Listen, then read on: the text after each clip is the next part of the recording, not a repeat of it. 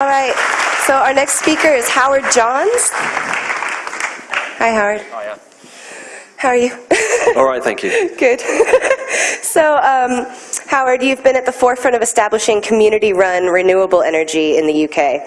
And you're about to publish a book about the energy revolution that's underway here. Yep. That's empowering communities to set up their own renewable energy companies. Could you tell us about what's been achieved so far and what your hopes are for the future of community-owned renewable energy? Certainly. Thank you. Thanks for having me here today. So there is an energy revolution underway, and I'm going to try in 5 minutes tell you why you need to be part of it. So in the UK, we've got about 20% of our electricity from renewables last year. It's come on a long way in a few years, so we've gone from virtually nothing to 650,000 homes with solar on them in just 4 years in the UK. We're still one of the dirtiest countries in Europe and perhaps the world.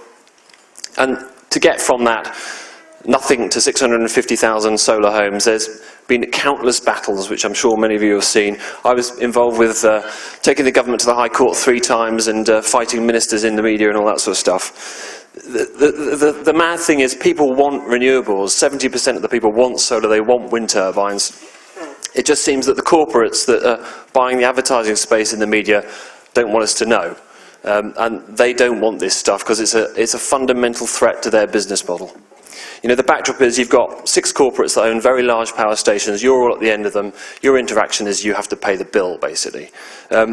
Those power stations, you stick 100 bags of coal in, 60 of them go straight up the chimney before any electricity leaves the power station. It comes to your house. Effectively, only 20% of the energy that goes in at the start is used. You know, that is a ridiculous waste.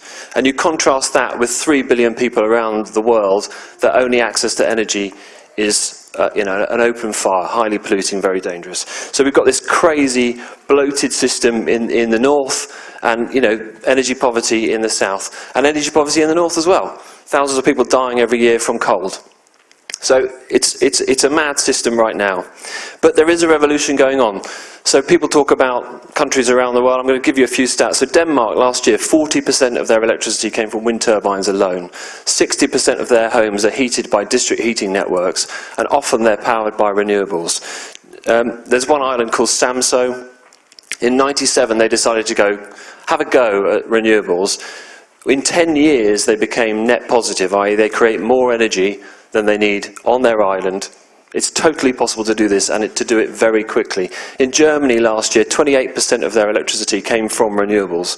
And the amazing thing that's happened in the last sort of 10, 15 years is that solar and wind are fast becoming the cheapest forms of power and energy anywhere in the world. They're not quite there here yet, but in Africa they certainly are. And that becomes a massive game changer. Why would you ever build another coal-fired power station when the power coming out of it's more expensive? You wouldn't, okay? So Germany is an amazing story. Denmark's an amazing story. And what's happened there is a transference of ownership. So right now here you've got 6 big companies. They own the assets. That's the way it is. In Germany, they only own 15% of the renewable assets. The rest's owned by communities, councils, individuals. It's a fundamental shift in the way the energy system's structured. And it happens very quickly. And the corporates are not quick to respond. But we, as individuals, as communities, as groups, can move quickly and make this happen. So in Germany, you've got 900 now energy cooperatives. So cooperatives owning renewable generation, providing power to their town. It's totally possible to do this in your town too. And the most interesting thing in Germany now, for me, is the tipping point that's been reached with the incumbent business model. So there's the big 4 in Germany. They're the same as the big 6 here. E.ON last week announced that basically it was going to put all its coal assets and all its nuclear assets into one company and continue forwards with its renewable assets, because the coal ones don't make any money anymore. So they're going to sell them off, i.e. they're going to write them off. They're stranded assets. So 28% of electricity on the grid is a tipping point, and it's causing a fundamental shift in the structure of the energy system in Germany, and it could happen here. So this is about transformation. It's about going from consumer to prosumer, i.e. you produce and you consume, i.e. a network. It's going from big central to decentralized. So it needs lots of people to get engaged to make that happen.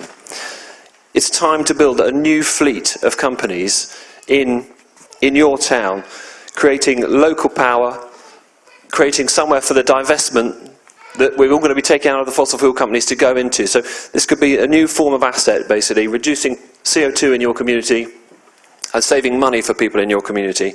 It's started here in the UK. Can a quick show of hands if there are any community energy companies here? You've got, oh look, there's a few around the place, so speak to them. 100% renewables happening. Costa Rica's been 100% renewable this year for electricity. Norway is 100% renewable for electricity.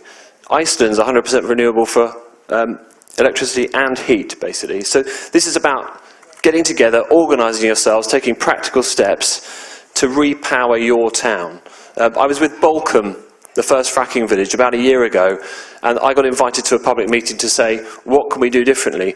Now today they have a new company called Repower Bolcombe. It's built its first small power station.